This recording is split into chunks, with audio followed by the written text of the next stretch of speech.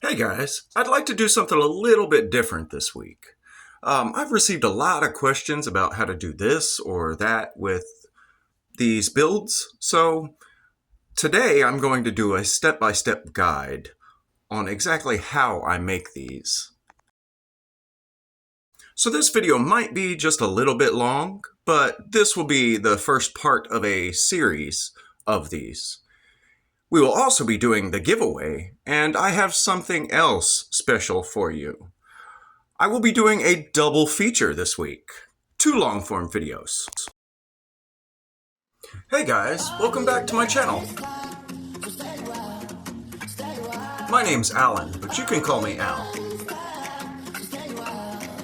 I hope you enjoyed today's video. In this video, we will be building this nest and outworld configuration. In the next video of this series, I will show you a different configuration.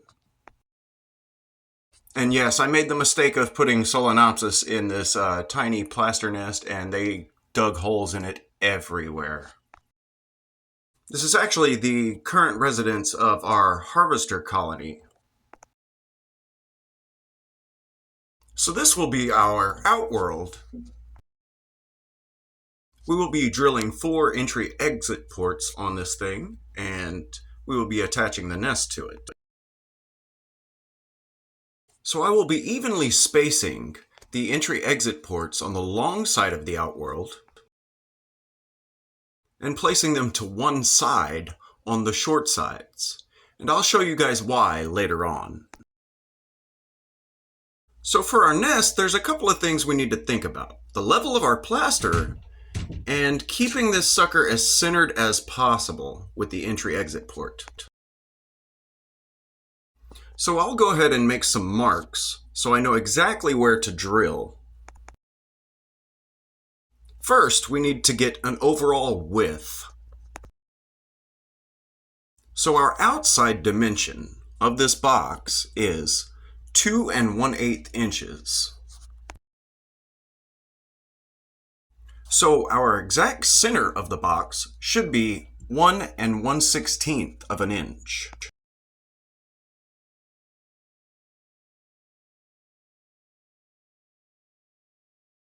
And then we'll flip the box on its side and do a measurement for the height. Remember, our plaster base is going to come up to 1/2 inch, so I would like to go around at least 3/4 of an inch for the tube height. And this will be a center mark for our tubing, so it will actually be a little below the 3/4 mark.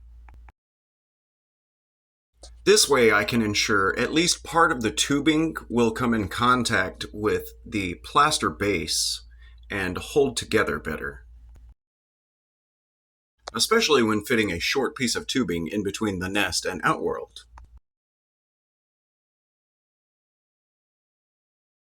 So I put my mark at 13/16 of an inch. And this is the drill bit that I use to make the holes in the acrylic. I know a couple of you have asked me about that. And this thing is perfect because the outside, the widest dimension of this thing is 16 millimeters, the exact same as my tubing. Allow me to drill this hole really quick.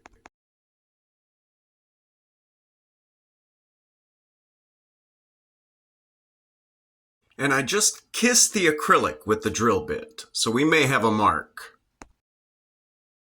It did leave a little scratch on the acrylic, but that's fine because we can put the nest on either of the other 2 sides and just cover this side with plaster. So no big deal. Now let's get our marks for the outworld. So we will be dividing this width in half, and then that half in half again, which should give us the same measurement as the small box, 1 1/16 of an inch.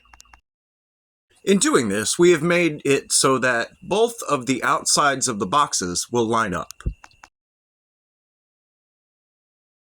And then we will do the same height on the large box.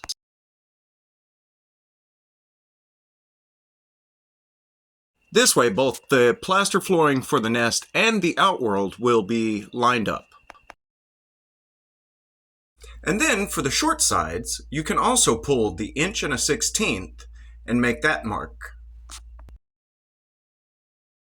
And once we've drilled our holes, everything should look like this.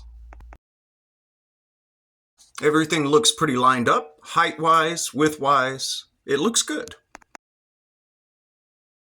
And then our ports on the small box and the large box should line up as well when we line up the outsides of the box. This is why I didn't just drill holes all willy-nilly.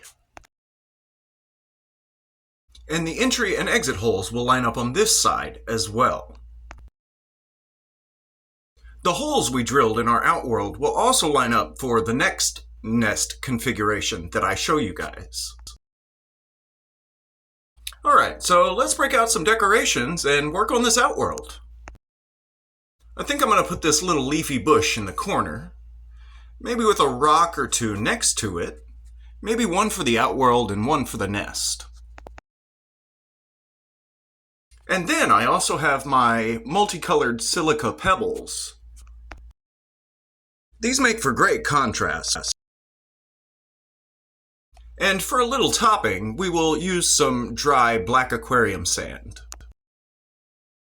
And then here are the little grass tufts that I use. You can order these online at minigrounds.com. I normally just go with eBay though. I'm a little bit of a nerd, guys. I like D&D.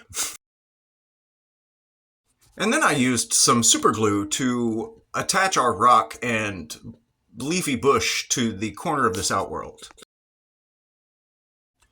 When you're doing this, try to be a little bit more careful than I was. I got super glue on the sides of the acrylic. It won't really matter because I won't be filming from this side, but still it doesn't look good.